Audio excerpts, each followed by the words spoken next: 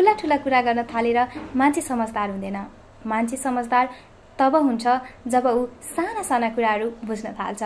So अब ठुला ठुला कुरा गर्नतिर लाग्ने या साना साना कुराहरू बुझ्नतिर थाल्ने यो तपाईमा भर पर्ने कुरा हो। तपाईहरू कतातिर लाग्न चाहनुहुन्छ कमेन्ट गर्नुहोस् है। सो आजको हिट कि फ्लपको अर्को एपिसोडमा छौँ हामी र आजको हाम्रो स्पेशल गेस्ट हुनुहुन्छ दिल्ली खनाल। आउनुहोस् उहाँलाई स्वागत गरौँ।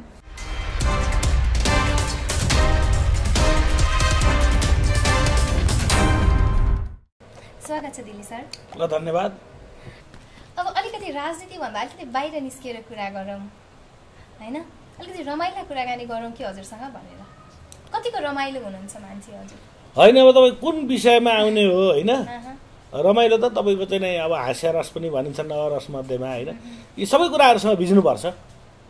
रोमान्टिक कतिको हुनुहुन्छ भन्दा भिज्नुपर्छ भन्दा होइन, हरेक तपाईँको चाहिँ परिस्थिति अनुसार जस्तो तपाईँको रोमान्टिक पनि हुनुपर्ने हुन्छ, कहिले भावुकता पनि आउँछ त्यहाँ होइन, कहिले चाहिँ तपाईँको नैराश्यका कुराहरू हुन्छन्, कहिले चाहिँ अलिकति चाहिँ ऊर्जाशील कुराहरू हुन्छन् होइन। कुन चाहिँ रस चाहिँ बढी छ त हजुर? है त्यो त तपाईँको चाहिँ नि रस त नरसै छ होइन, अब लिनेले अब कुन रस लिने हो मबाट त्यसैमा भर पर्छ। ओके, चलचित्र क्षेत्रको 5 जना नायिकाहरूको नाम लिनु पर्यो भने सक्नुहुन्छ? कतिजना? 5 जना सकिन्छ नि। ल नाम सुनाउँ न।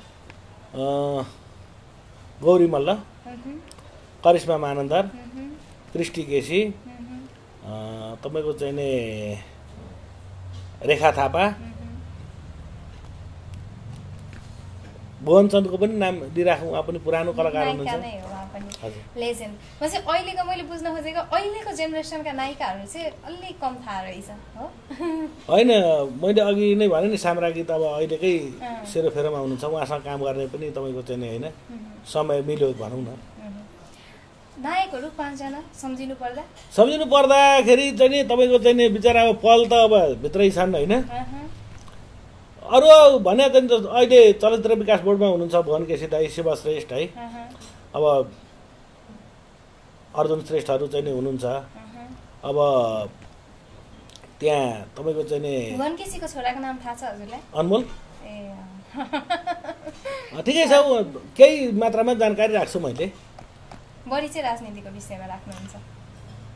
सबै क्षेत्रहरू यसो हेरिराखेको हुन्छु, कहाँ कहाँ के हुँदैछ, कसो कसो हुँदैछ भन्ने कुराहरू। त्यसो भए हजुर राजनीतिसँगै अलिकति जोडिएको व्यक्तित्व लाग्छ मलाई पनि होइन। हजुर, त्यही भएर एउटा हाम्रो सेगमेन्ट छ जोडा मिलाऊ, हजुरले जोडा मिलाउनु पर्ने हुन्छ।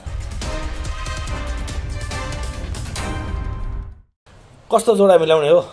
अब म दिन्छु हजुरलाई यहाँ अप्सन: माधव कुमार नेपाल, केपी ओली, युट्युबर पुण्य गौतम, रवि लामिछाने। हजुरको अप्सनमा चाहिँ राजनीतिक खुर्किलो, राजनीतिको हिरो, राजनीतिक करियर सकियो, जे पनि बोल्ने, नेपाली राजनीति जे पनि बोल्ने होइन। हजुरले जोडा मिलाउनु, अबको चुनाव उहाँको पोल्टोमा यो जोडा मिलाउनु पर्ने हुन्छ, हजुरले त्यहाँ हेरेर भन्दा हुन्छ होइन। अब यो तपाईँले माकुने नि लेखिदिनु भएको रहेछ। माधव कुमार नेपाल माकुने, उहाँलाई अलिक चित्त बुझ्दैन अरे, तर माधव नेपालको यस्तो छ, उहाँले हिजो यिनै देउबा जो अहिले प्रधानमन्त्री छन्, यिनीहरूले हिजो देशद्रोह गर्दाखेरि त्यो जुन महाकालीमा त पुगेर आएको छु है, अहिले पनि मैले भन्ने है, त्यहाँ पारिपट्टिका चाहिँ नि त्यहाँ सशस्त्र प्रहरीलाई सोधेको थिएँ कि मैले, तपाईँहरू किन यो नदी हडप्नुहुन्छ, सीमा चाहिँ तपाईँको चाहिँ यता 2 किलोमिटरसम्म हाम्रै हो भनेर चाहिँ गस्ती गरिराख्नु भएको छ, छिमेकमा यो त राम्रो होइन नि भन्दा हामीले कहाँ हडपे आउँ, तपाईँहरूकै देशका जो देशद्रोही छन्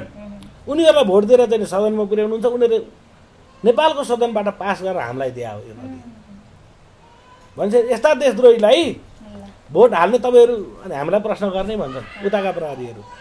इन्सास भन्ने राइफल रहेछ, यता हाम्रोसँग चाहिँ एसएलआर, उनीहरूलाई चाहिँ त्यहाँ अलिकति केही भयो र तपाईँको चाहिँ नि गोली हान्नु पऱ्यो भने आदेश चाहिँदैन रे, डाइरेक्ट त ठोकिहाल्ने।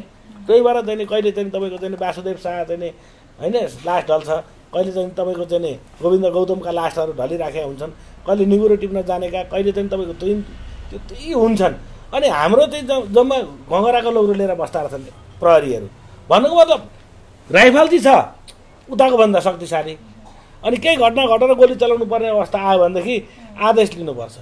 अब आदेश लिँदा ओर्दा त उता उनीहरू सकिसक्छन्, अवस्था त्यस्तो छ होइन। सेगमेन्ट सकम माधव कुमार नेपाल उतापट्टि अप्सन छ, माधव कुमार नेपाललाई चाहिँ मैले त्यहाँ अप्सन छ, त्यहाँ भएको अप्सन होइन, यहाँ यस्तो छ मा कुनै राजनीति खुड्किलो भन्नु पनि नो नो नो, त्यहाँ त भने त्यो मध्ये तल होइन म यहाँ अलिकति यो माकुनेको बारेमा भन्दैछु यिनी चाहिँ वैज्ञानिक हुन् यिनले चाहिँ त्यहाँ महाकालीबाट प्राप्त हुने विद्युत यिनले चाहिँ नेपाललाई धेर भयो भनेदेखि चाहिँ चीनलाई सेटेलाइटबाट बेच्छु भनेर चाहिँ नि त्यति बेला भनेका थिए अब यो अहिलेसम्म यिनले चाहिँ नि कति युनिट बेचे त्यो मलाई थाहा छैन व्याख्यात्मक पाटो भन्दा नि हजुरले अहिले जोडा अहिले जोडा मिलाउने कसरी माकुने र कसको मिलाइदिनु मैले जोडी उतापट्टिको अप्सनमा कुनमा सुहाउँछ माधव कुमार नेपाल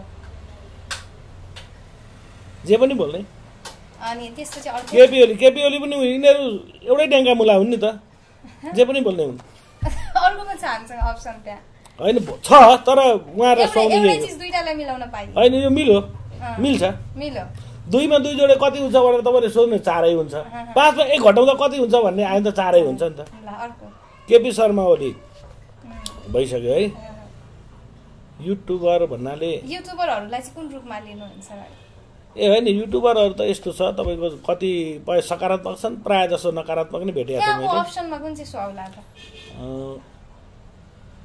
यहाँ सुहाउने नै भेटिनँ हो मैले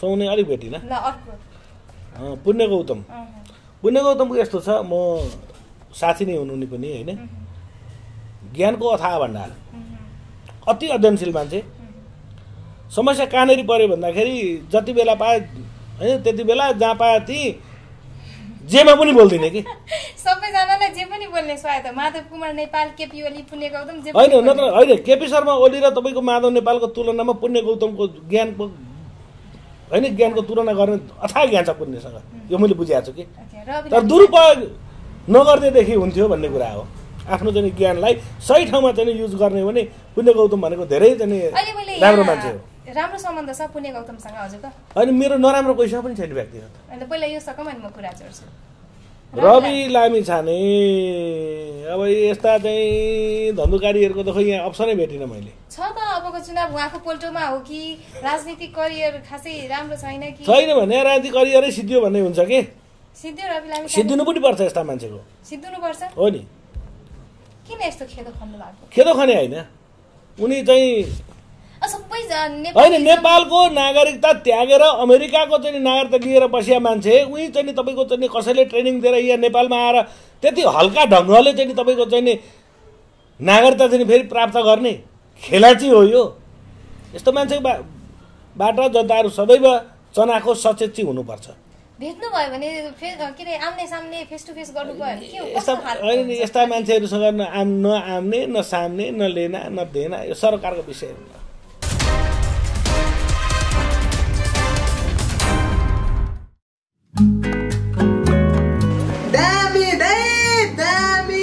सोफा केयर फर्निचर नयाँ बस्ती टिकाउ 10 वर्षको ग्यारेन्टी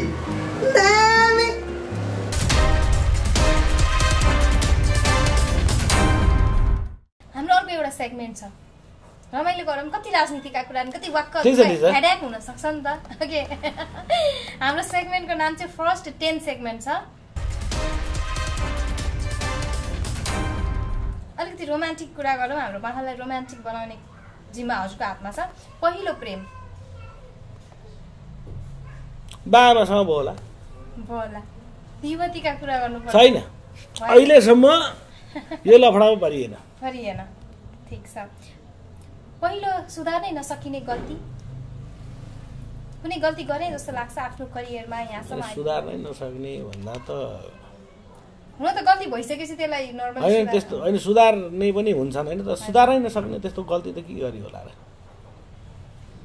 त्यति बेला मैले त्यहाँ यो चिज मिस्टेक गर्नाले आज यो ठाउँमा चाहिँ पुग्न सकिनँ ए होइन मलाई त्यो कुनै कहीँ पुग्न पाइनँ कुनै पद पाइनँ भन्ने मलाई त्यो कुनै सरकार छैन त्यस्तो पहिलो झुट बोलिन्छ है झुट त तपाईँको चाहिँ नि केटाकेटीमा स्कुल जाँदाखेरि बाको खल्तीबाट चाहिँ 1-2 रुपियाँ चाहिँ चारा नै आठा नै होइन निकालेर तैँले लगिन त्यस्तै हो यी सामान्य कुराहरू हुन् सामान्य कुरा पहिलो सफलता आफू कुनै चिजमा भयङ्कर सफल भयो ल भनेर आनन्द आउने आनन्द आएको चाहिँ तपाईँको चाहिँ नि 2051 सालमा चाहिँ एसएलसी पास गर्दा होला त्यति बेला कस्तो हुन्थ्यो भने अहिले एसएससी भनेर जसले दियो सबै पास हाम्रो पालामा चाहिँ कस्तो हुन्थ्यो भने अझ तपाईँको समयमा पनि एसएलसी नै थियो होला एसएलसी थियो यो त तपाईँको चाहिँ फलामको ढोका जुन भनिन्छ नि एउटा यसको महत्त्व छुट्टै थियो कि तपाईँको चाहिँ नि एसएलसी पास गरेर कलेज जाँदाखेरि चाहिँ नि तपाईँको चाहिँ नि जुन किसिमको एउटा उत्साह उमङ्ग हुन्छ नि त्यहाँ हेर्नुहोस् है यो कस्तो त्यति बेलाको एउटा कस्तो राम्रो चाहिँ नि थियो भने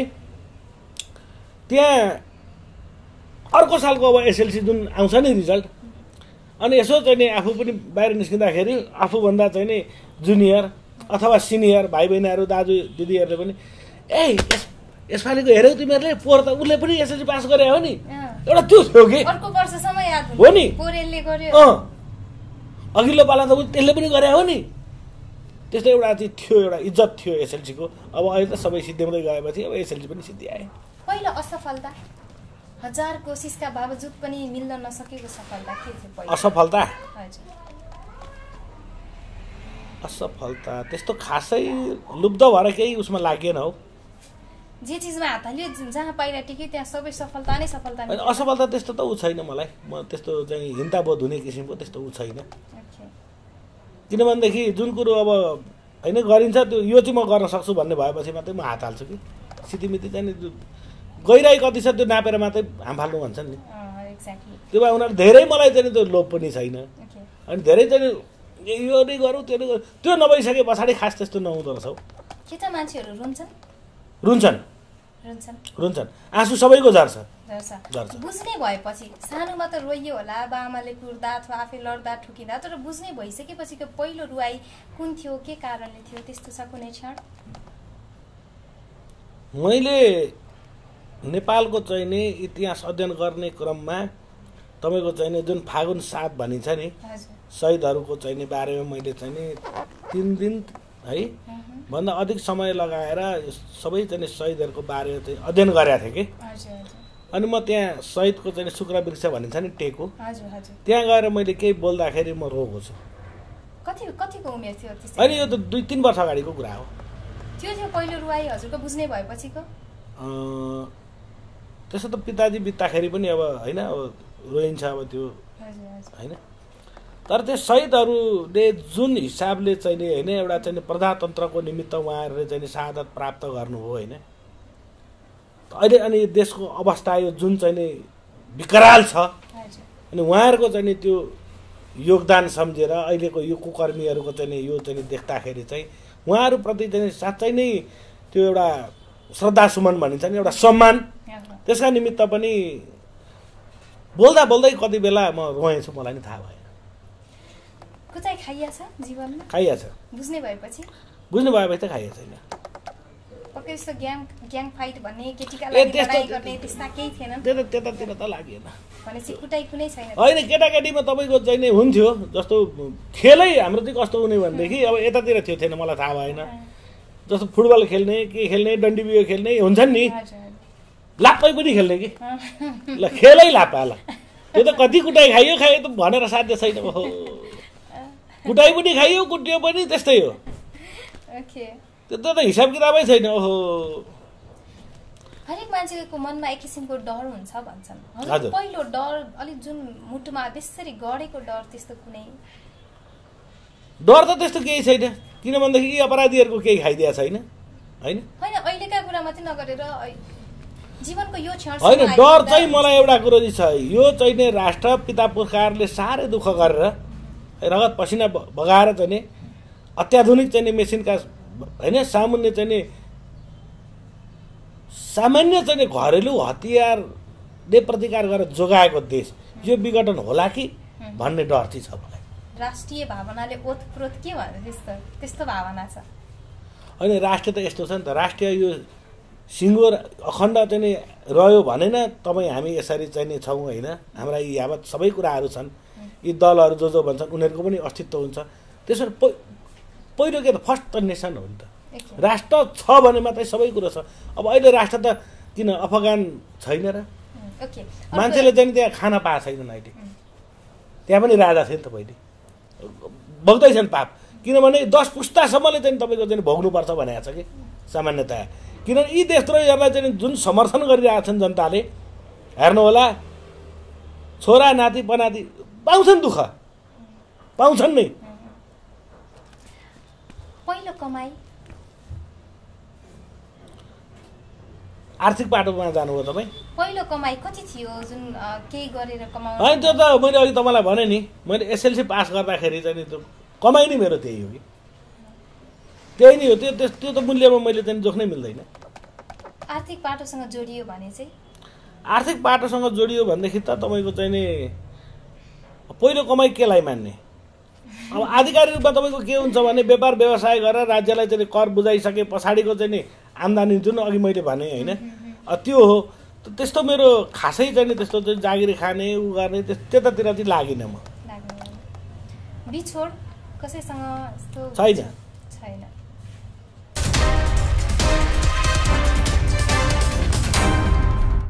पारिवारिक वातावरणमा स्वादिष्ट परिकारका साथ कुनै पनि इभेन्टहरू सेलिब्रेसनका लागि हामीलाई सम्झनुहोस्। Himalayan food club, new Baneshwor, Deurali club.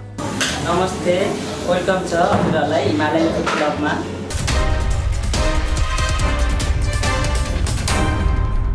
Hit कि फ्लप हाम्रो टक सोमा हुनुहुन्छ, हिट केलाई मान्नुहुन्छ? हिटका पनि फेरि परिभाषा धेरै छन्। कसले राजनीतिक कुरालाई जोडेर भन्ने हो भने राजनीतिक व्यक्तित्वहरूलाई केलाउने हो भने को व्यक्तिलाई चाहिँ हिट व्यक्तित्व मान्नुहुन्छ राजनीतिको इतिहासमा? होइन, नेपालमा त अब पृथ्वीनारायण शाहको त अब यहाँ मैले नाम चाहिँ मैले लिन चाहिनँ, किन भन्दाखेरि धेरै पर नजाम अहिलेको नेपाल भन्नु नै पृथ्वीनारायण शाह र त्यस पछाडिको चाहिँ भनेको हिट व्यक्ति भनेको राजा महेन्द्र नै हो। अहिलेको परिवेशमा भनेको राजा ज्ञानेन्द्र नै हो। किनभने होइन, राजावादीको कुरोले होइन, हिजो तपाईँको जुन 62-63 भन्नुहुन्थ्यो नि, राजाले चाहेका थिए लाखौँ जनतालाई चाहिँ भुटेर सोतर पार्न सक्थे, होइन राजा भने त्यो हो कि मैले अहिले छोड्दाखेरि यो चाहिँ सिङ्गो चाहिँ राष्ट्र बाँच्छ, जनता बाँच्छन्, मैले छोड्नुपर्छ भनेर राजा ज्ञानेन्द्रले दिएको जीवनदान चाहिँ बाँचिरहेको छौँ तपाईँ हामीहरू। तपाईँहरूलाई अचम्म लाग्ला यो चाहिँ मैले प्रसङ्ग गर्दाखेरि होइन, भन्थे मलाई हामीले चाहिँ विभिन्न ठाउँमा चाहिँ कोण सभाहरू पनि गऱ्यौँ होइन। पछि ती बिचरा ती माओवादीमा चाहिँ बन्दुक बोकेर हिँडेका त्यो बिचरा खाना पनि बिहान खाएर बेलुका के खाउँ भन्ने एकजना तामाङ भाइ आथे मसँग, खनाल सर तपाईँहरू चाहिँ कार्यक्रम गरिरहनुहुन्छ, हामी त्यहाँबाट सुन्छौँ, अति भएर तपाईँलाई भेट्न आएको। त्यति बेला राजा ज्ञानेन्द्रले वैशाख 11 गते चाहिँ त्यो शाही सम्बोधनमा र संसद पुनर्स्थापना गरेका थिएनन् भने यो राष्ट्र चाहिँ रहन्थ्यो रहनु मलाई थाहा छैन किन भाइ के भएको थियो। यिनीहरू त तपाईँको युएनबाटै यस्तो घातक हतियार दिएर छन्, यिनीहरू त सर ध्वस्त पार्दै हिँड्ने रहेछन् नि त। त्यो सूचना त राजालाई पनि गयो होला नि त। त्यसो भए हुनाले यसरी अहिले मारकाट गरेर यो तोडफोड चाहिँ यसरी आग जाने, किनभने धेरै भयो होइन नेपालमा चाहिँ यो गोला बारुद हतियारको चाहिँ है उत्पात। त्यसो भए हुनाले मैले छोड्नै पर्छ। छोडेको चाहिँ तपाईँको जीवन बाँचेका छौँ आम नेपाली जनताले, जसले चाहिँ तपाईँको जीवन दिएको छ तिनै व्यक्तिलाई चाहिँ के भन्थे तिनीहरू 62-63मा सुन्नुभएको छ नि, ज्ञानै चोर देश छोड। राजा अहिले यी मुलुकमा बसिरहेछन्, जसले चाहिँ नारा भन्यो नि तिनीहरू अहिले खाडीमा गएर भेडा चढाएछन् मरुभूमिमा। हेर्नुहोस् त, सत्य भनेको सत्य नै हुन्छ कि। त्यसो भने केही कुरो चाहिँ नारा लाउनु छ, केही कुरो बोल्नु छ भने धेरै सोचेर बोल्नु भन्छु म। ल ठिकै छ, अलिकति रोमान्टिक भनिदिनु न त। अभिनय पनि गर्नु भएको छ, अभिनय नै सही हजुरलाई मन पराउने एउटा जमात हुन्छ नि जो हजुरको क्रसवाला भन्नेलाई चाहिँ एउटा डाइलग भनिदिनु पर्यो क्यामेरामै। होइन डाइलग त मैले होइन डाइलगसँग भएन, रमाइलो सेगमेन्टमा भएको होइन। यस्तो छ, मन पराउनु हुन्छ आभार प्रकट गर्नुपर्छ मैले, तर मेरा चाहिँ नि केही कमी कमजोरी गल्तीहरू त्यस्तो छन् भनेदेखि होइन तपाईँहरूको सुझाव चाहिँ मेरो लागि महत्त्वपूर्ण सम्पत्ति हो।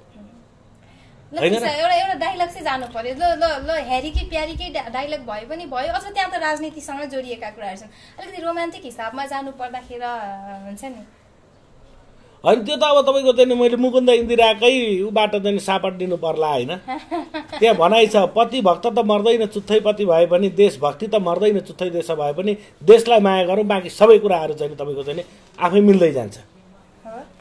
मलाई अब यो विषयमा चाहिँ यसरी त्यसरी डाइलेक्ट चाहिँ मलाई फुरेन, नत्र भने मलाई चाहिँ जुन प्रश्न आउँथ्यो यो जुन मैले चाहिँ शब्दहरू चाहिँ प्रयोग गर्थ्यो त्यो मैले सोचेर होइन मैले सम्झेर बोल्ने होइन, यो आफै शब्द चयन चाहिँ त्यसरी हुन्छ कि मेरो। ल मानव हजुरको अगाडि एउटा राम्रो युवती देख्नु पर्यो, कस्तो शब्द फुर्ला त? युवती यो राम्रो युवतीलाई वर्णन गर्नलाई कस्तो शब्द व्यक्त गर्नु? होइन राम्रो केलाई मान्ने भने म त सबै महिलाहरूलाई चाहिँ तपाईँको राम्रै देख्छु होइन। संसारका सबै महिलाहरू राम्रा छन्। यहाँ तपाईँको चाहिँ राम्रो नराम्रो भन्ने त तपाईँको चाहिँ त्यो बहुराष्ट्र कम्पनीहरूले चाहिँ तपाईँको चाहिँ के गर्छ भन्दाखेरि विभाजन गरिदिन्छ कि। अनि तपाईँको चाहिँ अब ऐश्वर्या रायलाई चाहिँ तपाईँको चाहिँ ल्यायो नि होइन, मिसोल्ड भनेर ऐसेर रायले तपाईँको चाहिँ एउटा सेम्पूको विज्ञापन गरिदिए बापत त्यो कति चाहिँ मात्रामा बिक्री हुन्छ। अब जुही चावला भन्ने चाहिँ डाबर अमला केश तेल भने उनी राम्रै नै हुन् नि त। अब उनको श्रीमान जो डाबर अमला केश तेल लाउनु कपाल उम्रिन्छ भन्छन्, उनको श्रीमानले के लाएनन् होला, गन्जा छन् त। भनेपछि अब यो सबै चाहिँ यो फिल्मी दुनियाँ, यो क्यामेराको कमाल, बाँकी जिन्दगी आफ्नो आफैले सम्हाल भने जस्तै। मैले हजुरलाई अलिकति हँसाउन खोजेको मात्र, जहिले राजनीतिक कुरा गरेर अलिक आवेशमा आएर त्यसरी बोलिरहेको देखिरहेको होइन। अब यो यस्तो हुन्छ, यस्तो हुन्छ तपाईँको के हुन्छ भनेदेखि जस्तो फुटबल खेलाडी हुन्छ नि, फुटबल खेलाडी खेलिराखे हुन्छ, कहिलेकाहीँ चाहिँ पार्ट टाइम यता क्रिकेटमा चाहिँ नि चाहियो भने के हुन्छ भन्दाखेरि तपाईँको चाहिँ नि त्यो बल हुन्छ नि क्रिकेटको, ए गोल हान्न भनिदिइहाल्छन् होइन। भनिसकेपछि त्यो अलिकति फरक भयो कि मलाई, किनभने मैले चाहिँ जुन हिसाबले चाहिँ नि आफ्नो चाहिँ नि होइन विचारहरू प्रस्तुत गरिराखेको छु, एक्कासी अब यता आउँदाखेरि अलिकति फरक त हुन्छ नै, हुन्छ नै त्यो। ठिक छ, आजको हिट कि फ्लपको आजको एपिसोडको अन्त्यतिर आइपुगेका छौँ हामीहरू। हजुर मेरो सोमा आइसकेपछि हजुर मेरो सेलिब्रेटी, मेरो गेस्ट। सो हाम्रो एउटा सेगमेन्टको नाम छ सेलिब्रेटी पोज। Celebrity pose. हजुरले चाहिँ पोज दिनु पर्यो हुन्छ, 5वटा फरक खालको पोज दिएर हामी आजको सोबाट छुटिन्छौँ। होइन त्यो पोज त अब मेरो अब यही हो, अब यसलाई चाहिँ यताबाट लिनुहुन्छ, यो 5तिरबाट लिनुहोस् न, आइहाल्छ नि 5वटा पोज। तरिका दिन्छु नि मैले यसो गर्नै पर्ने भन्ने हुन्न।